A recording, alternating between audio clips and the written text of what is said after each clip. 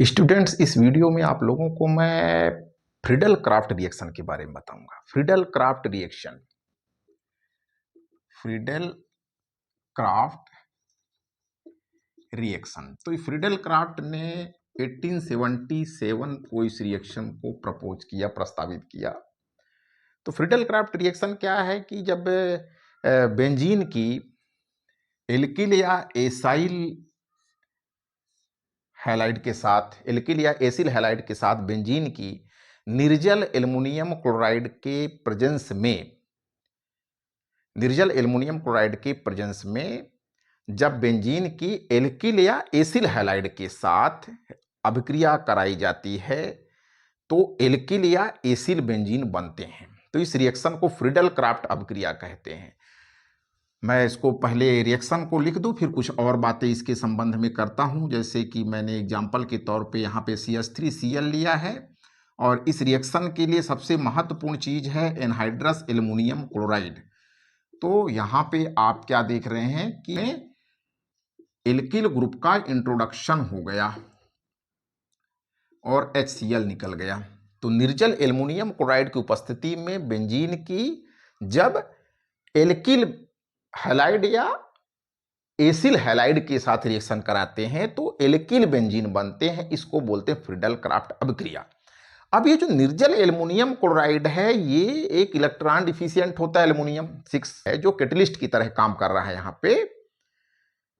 तो इसकी जगह पे जो फेरिक क्लोराइड है FeCl3, SnCl4 है, BF3 है, जैसे अम्लों का भी उपयोग किया जा सकता है। तो जो दूसरे अभिकर्मक हैं, जिंक क्लोराइड है, फेरिक क्लोराइड है और BF3 है, SnCl4 है, इनका उपयोग किया जा सकता है। तो इस रिएक्शन में आप क्या देख रहे हैं कि एल्किल ग्रुप का इंट्रोडक्शन बेंजीन रिंग में हो रहा है।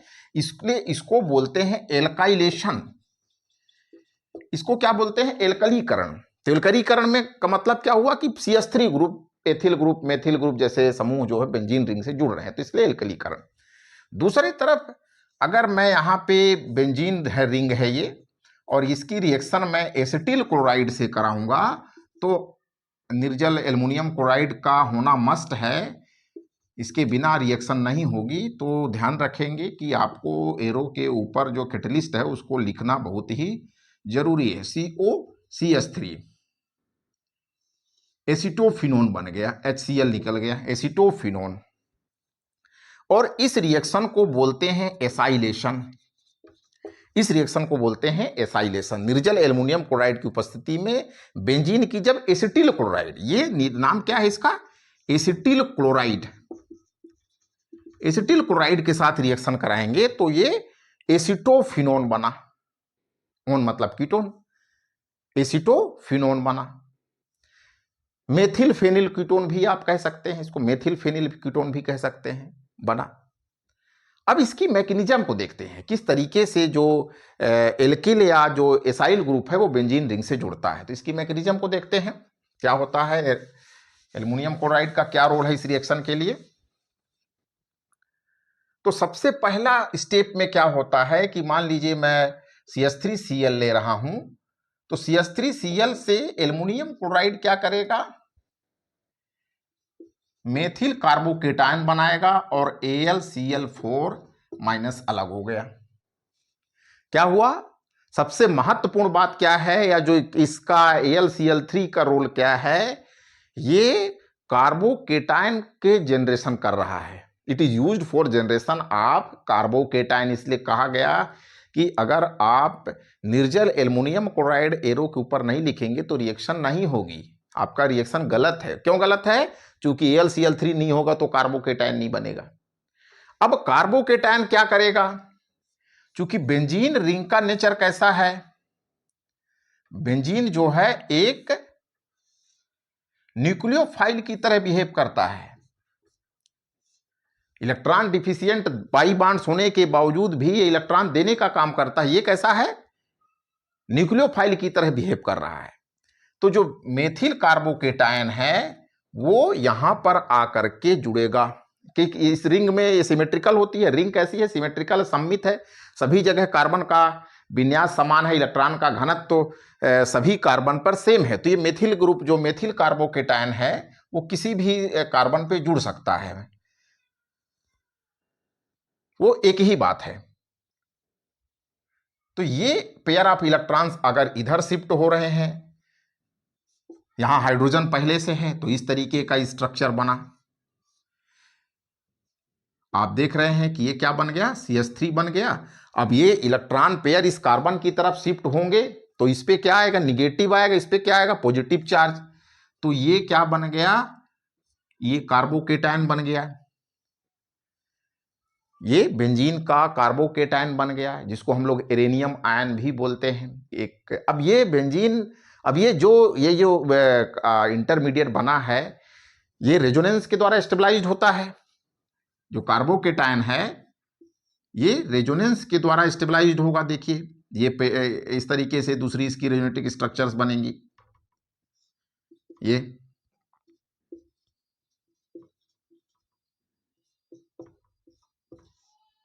These are resonating structures of intermediate carbocation. ये जो माध्यमिक कार्बोकेटायन है, जिसको सिग्मा कॉम्प्लेक्स भी कहते हैं, यहां पे ये बॉन्ड्स इधर शिफ्ट हुआ तो पॉजिटिव चार्ज यहां पे आया, बॉन्ड्स इधर शिफ्ट हुआ तो पॉजिटिव चार्ज यहां पे आया। ये कार्बोकेटायन रेजोनेंस के द्वारा स्टेबलाइज हो गया, HCH3।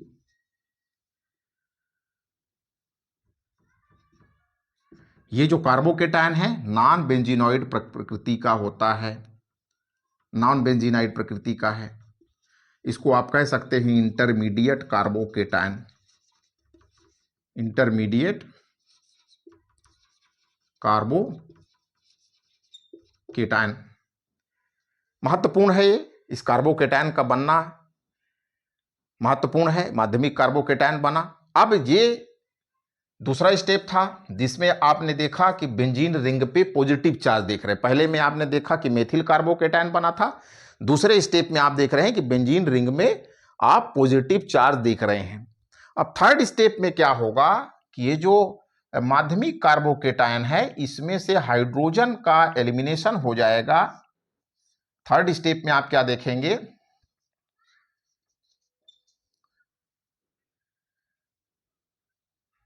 ये जो माध्यमिक कार्बोकेटायन है, एल्युमिनियम टेट्राक्लोराइड जो था वो क्या करेगा, इसमें से प्रोटॉन निकल जाएगा और आप देखेंगे कि फिर से रीजेनरेट हो जाएगी। जो बेंजीन की ओरिजिनल स्ट्रक्चर थी वो फिर से रीजेनरेट हो गई और यहां पर HCl और AlCl3 निकल गया।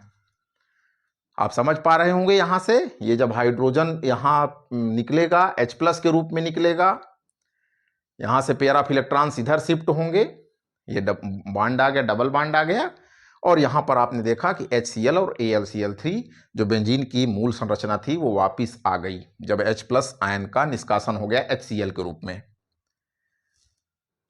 HCl के रूप में इस तरीके से निष्कासन हो गया। तो ये फ्रीडल क्राफ्ट अभिक्रिया और उसकी मैकेनिज्म रही। आगे के वीडियो लेक्चर में कुछ और हम केमिकल रिएक्शंस की बात